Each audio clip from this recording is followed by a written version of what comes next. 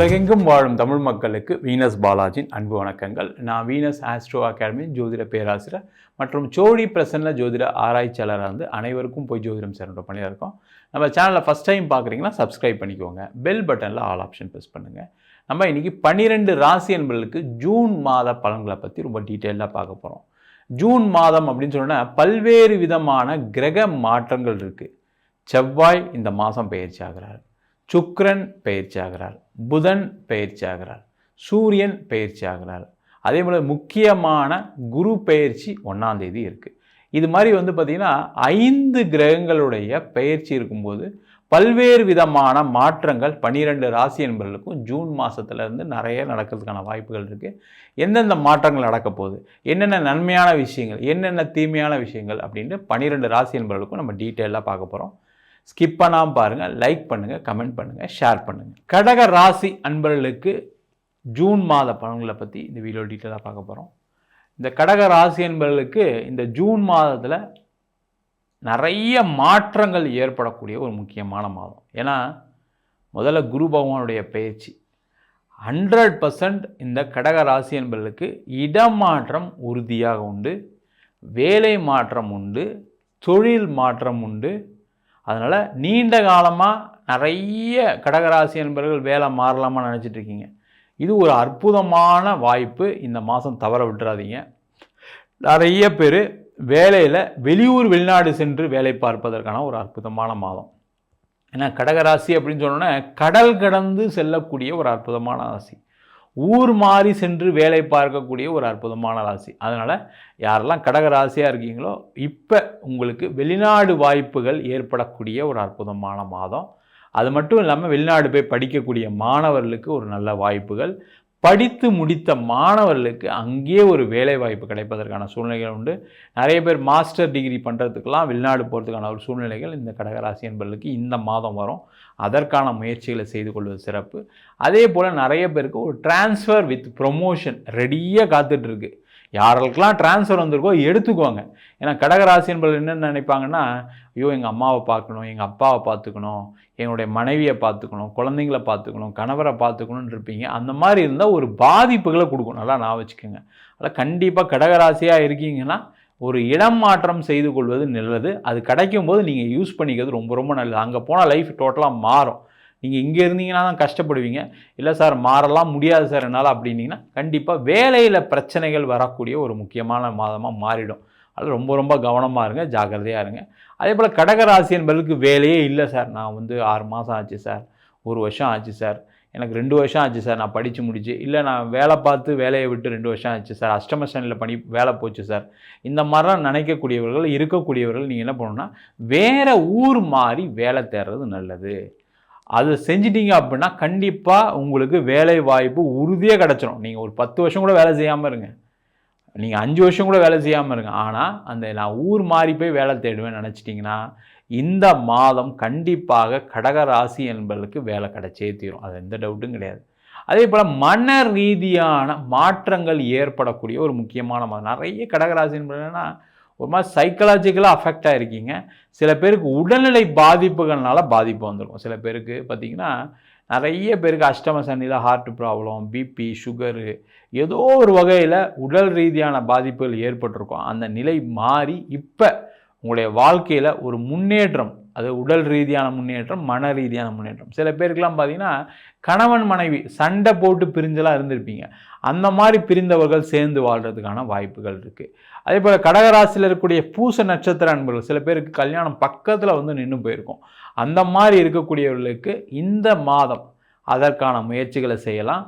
திருமண யோகங்கள் ஏற்படக்கூடிய மாதம். கோர்ட்டு கேஸு வம்பு வழக்கு, அது எவ்வளோ பெரிய கோர்ட்டு கேஸ் வம்பு வழக்காக இருந்தாலும் சரி, அதெல்லாம் தீர்த்து கொள்வதற்கான ஒரு முக்கியமான மாதம், இல்லை பேசி முடிக்கிறதுக்கான ஒரு முக்கியமான மாதம். அதற்கான முயற்சிகளை செய்வது சிறப்பு. அது மட்டும் இல்லாமல் காதல் தோல்வியால் கஷ்டப்பட்டவங்க நிறைய பேர் இருப்பாங்க. சில பேர் காதலை வீட்டில் சொல்லி வேண்டான்னு சொல்லி நொந்து போய் இப்போ திருமணம் பண்ண முடியாத ஒரு சூழ்நிலை இருக்கக்கூடியவர்களுக்கு இந்த மாதத்தில் அந்த காதலில் வெற்றி பெற்று திருமணமாக மாறுவதற்கான ஒரு வாய்ப்புள்ள ஒரு அற்புதமான மாதம். அதற்கான முயற்சிகளை செய்து கொள்வது சிறப்பு.